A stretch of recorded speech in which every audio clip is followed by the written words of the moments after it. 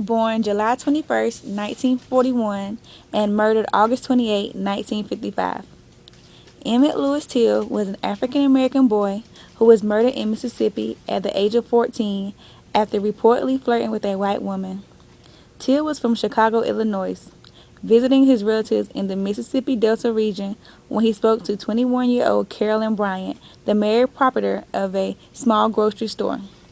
Several nights later, Bryant's husband Roy and his half-brother, J.W. Millam, arrived at Till's great-uncle's house where they took Till, transported him to a barn, beat him, and gouged out one of his eyes before shooting him through the head and disposing of his body in the Tallahatchie River, weighing it with a 70-pound cotton gin fan tied around his neck with barbed wire.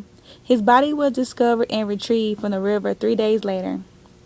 Till was returned to Chicago, and his mother, who had raised him mostly by herself, insisted on a public funeral service with an open casket to show the world the brutality of his killing. Tens of thousands attended his funeral or viewed the casket, and images of his mutilated body were published in black magazines and newspapers. Rally, popular black support, and white sympathy across the U.S. Intense scrutiny was brought to bear on the condition of black civil rights in Mississippi, with newspapers across the country critical of the state. In the weeks that passed between Till's burial and the murder and kidnapping trial of Roy Bryant and J.W. Millam, two black publications, Jet Magazine and the Chicago Defender, published graphic images of Till's mutilated corpse. The publication of these images in September 1955 played a crucial role in the widespread media attention that the Till case received.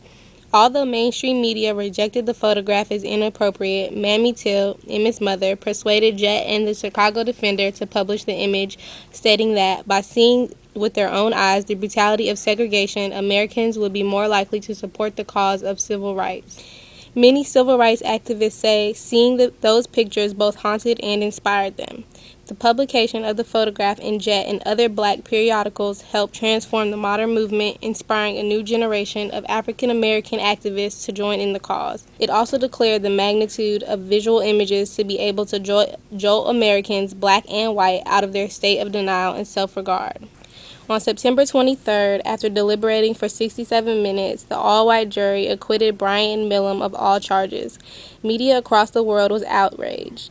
One Belgian newspaper called the acquittal a judicial scandal in the United States. Another reported, killing a black person isn't a crime in the home of the Yankees. The white killers of young Emmett Till are acquitted. And a German newspaper publishes The Life of a Negro Isn't Worth a Whistle.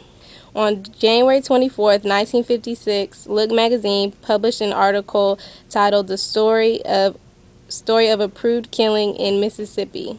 Bryant and Millam were paid $4,000 to tell how they killed Emmett Till. The media played an unbelievable role in the Emmett Till case. They helped bring worldwide attention to racism and the cruel way African Americans were being treated. In a time where music was in need for something to reshape the game, the music industry was given Elvis Aaron Presley.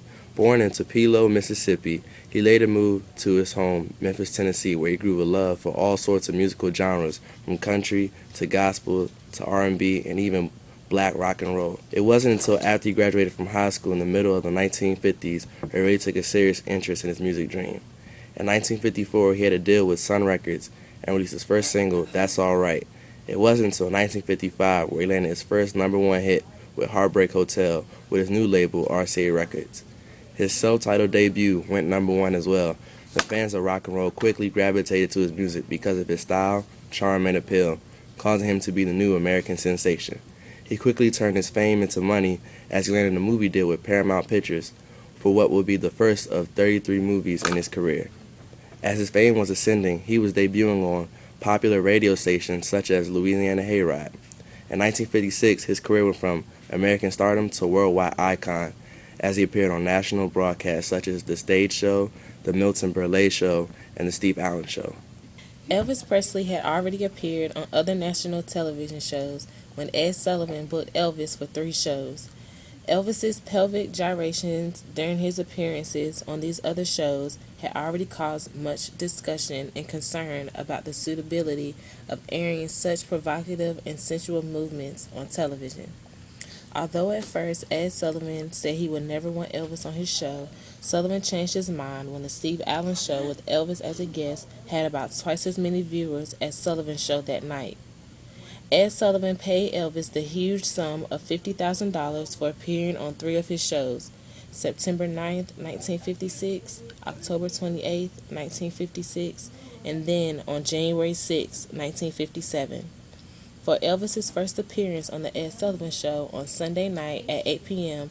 on September 9th, 1956, Ed Sullivan himself was not able to host. In his place, Oscar-winning actor Charles Laughton hosted the show. Elvis sang Don't Be Cruel with his four backup singers, followed by Love Me Tender, which was the not yet released title track from his new movie. Elvis's appearance on the Ed Sullivan Show was a major success.